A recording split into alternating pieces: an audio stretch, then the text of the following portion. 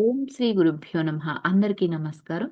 నిన్న మనం సీతాయనంలోనండి సీతామాత చక్కగా నాగలి తీసుకుని భూమిని దున్నటం, ఆహ్, ఎరువుల చక్కగా భూమాతతోని చూసి ఎంతో పారవస్య చెందటం ఇవన్నీ మనం తెలుసుకున్నామండి. ఆ మట్టిని తన బుగ్గలకి రుద్దుకోవటం. అసలు చూడండి సీతామాత అండి తనలో తను కొనుక్కుంటూ ఆలోచనలో పడిపోతుందండి. అయోధ్య నుంచి వచ్చిన ఇద్దరు రాకుమారుల్ని చూసి ఆమె అంటే ఆయన్నయితే చూడలేదు కదా భౌతికంగా.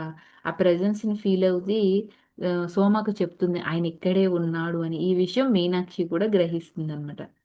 వాళ్ళ రాత్రి భోజనం చేసేటప్పుడు అంతఃపురంలో సునైనమాత అసలు నువ్వు నాగలిని ఎలా దున్నావు? ఈ శక్తి నీకెలా వచ్చింది? అన్నప్పుడు ఆమె నా మనసు ఆ బలహీనతని అధిగమించింది. నా శరీరానికి శక్తి లేకపోయినా నా యొక్క మనసుకుంది ఆ శక్తి అని సీతామాత చెప్తుందండి. ఎప్పుడు వీళ్ళు వచ్చారని కూడా సీతామాతకి తెలుస్తుంది గదండీ! అయోధ్య నుంచి రాకుమారులొచ్చారని. వాళ్ళు కూడా నిస్సందేహంగా స్వయంవరంలో పాల్గొంటారని జనక మహారాజు కూడా చెప్తాడనమాట. అప్పుడు సునైన మాత బాధపడతదండి. ఏంటి మనకిలాంటి అమ్మాయుందా రాకుమారిలా ఉండక పొలం వెళ్లి ఇలా దున్నుతుంది ఒక ఆడపిల్ల అన్నట్టు ఆవిడ ఒక ఆందోళన కనపడుతుందండి. మరి ఇప్పుడు సీతామాతకి హ్మ్. ఆమెని గౌరవించాలి. ఆమె జ్ఞానాన్ని గౌరవించాలి. అదొక్కటే కావాలి అని జనక మహారాజు చెప్తున్నప్పుడు, మరి జనక మహారాజు స్వయంవరంలో ప్రకటించిన ఒక పరీక్ష పెట్టాడండి. ఆ పరీక్ష ఏంటి? శివుని యొక్క ధనస్సు ఏదైతే ఉందో, ఆ విల్లుని లేపడం అన్న పరీక్ష పెట్టాడు. ఆ పరీక్ష ఎందుకు పెట్టాడండి? సునైనామాత అడుగుతుంది. అప్పుడు సీతామాత చెప్తుంది, "అమ్మ విల్లు ఎత్తడానికి కావాల్సింది బలం కాదు. ఎందుకంటే సీతామాత చిన్న పిల్లగా ఉన్నప్పుడే ఆ యొక్క విల్లుని ఎత్తిందండి. మహాదేవుడు అనుమతించిన వారే ఆ విల్లుని ఎత్తగలరండి. ఆయన ఇచ్చ మాత్రమే నడుస్తుంది. అదే అవసరమైనది అని సీతామాత చెప్తుంది. అంటే ఎవరైతే ఆ యొక్క ఆహ్, మహేశ్వరుడి యొక్క ఆ ఈశ్వరుడి యొక్క వరప్రసాదంగా ఆ ధనస్సుని ఎవరైతే ఎత్తగలరో వారే సీతామాతకు సరైన జోడి. ఆయనే అలాగా సృష్టించాడు. ఇదంతా ముందే జరిగింది. ఇదేంటి ముందే ప్రణాళిక సిద్ధం అయిపోయిందన్నమాట. ఇహ సీతామాత అలా చెప్పగానే మహారాజు నవ్వుతారండి. ఎందుకంటే ఆయన ఈ విషయం ఎప్పుడు సీతతో అసలు చెప్పేలేదు. కానీ ఆమెకు తెలియటం అన్నది ఆ విషయం గురించి ఆయనకి ఎంతో ఆనందం, ఎంతో నచ్చుతుందనమాట. కేవలం బలం మాత్రమే కాదు, ఆమె కాబోయే భర్తను నిర్ణయించదు అది. ఆమె దేవుడు ఇచ్చ, అదే సీతామాత కూడా ఇచ్చ అని ఆయనకు అప్పుడు అర్థమవుతుందండి జనక మహారాజుకి. సీతారాములు మొదటిసారిగా ఒక ఆలయం వద్ద కలుసుకుంటారు. శ్రీరాముడు ఆలయ సౌందర్యం గురించి విని, ఆ ఆలయాన్ని దర్శించటానికి వెళ్తాడండి. మిథిలా నగరపు వృక్షాల గుండా కొండలపైగా వస్తున్న అలౌకిక గానానికి ఆయన ఆకర్షితుడవుతాడు. అది ఆయన ఇంద్రియాలకు దేవగానంలాగా వినిపిస్తుందనమాట. మాత సుందరమైన దుస్తులు ధరించి ఇద్దరు పరిచారికులు అయిన ఉషని, రోహణ్ణి పూజకు పూలు, పళ్ళు తెస్తూ ఉండగా సోమతో కలిసి అదే గుడికి వెళ్తుందండి. సీత పార్వతీదేవి విగ్రహం ముందు హారతిస్తుందనమాట అదే గుడిలో.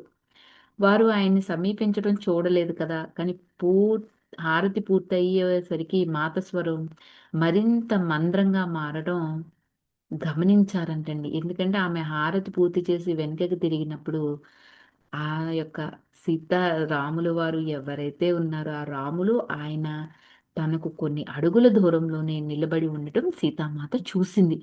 పరిచారికులు కూడా అయోధ్య రాకుమారుల యొక్క ఉనికిని గుర్తించారన్నమాట. మాత కొన్ని నిమిషాల పాటు బిగుసుకుపోతుందండి. హా!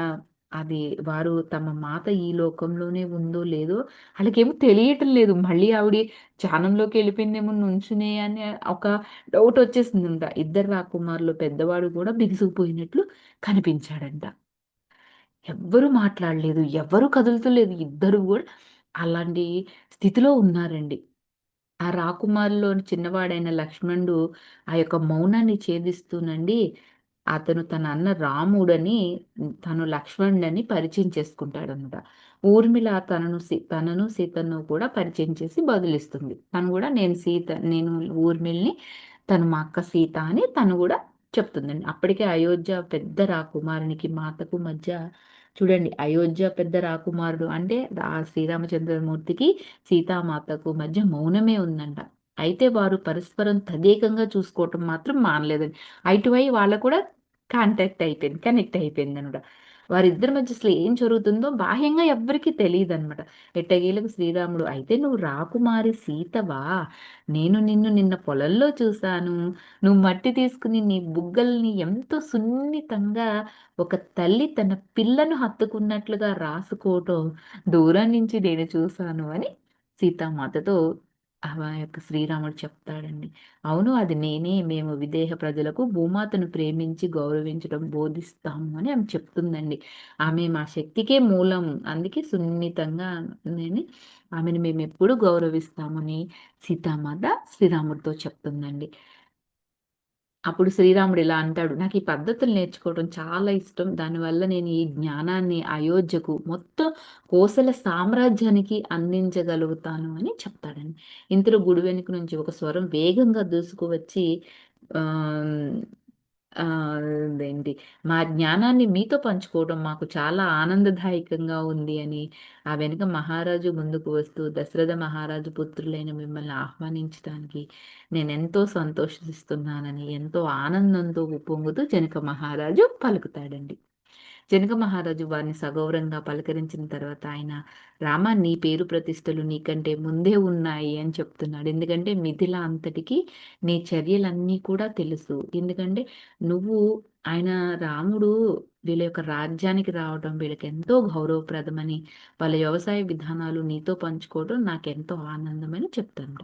ఆ రాత్రి రోహణ, ఉష, సోమలతో పాటు మీనాక్షి కూడా సాయంత్రం భోజనాన్ని వడ్డిస్తుందండి. సునేనామాత వీళ్ళని నవ్వుతూ ఆపుతుందంట. "మీరందరూ ఈ వేళ ఆలయంలో అయోధ్య నుండి వచ్చిన రాకుమారిని చూసారని విన్నాను" అని కుతూహలంతో. ఎంతైనా ఆడవాళ్ళం కదండీ!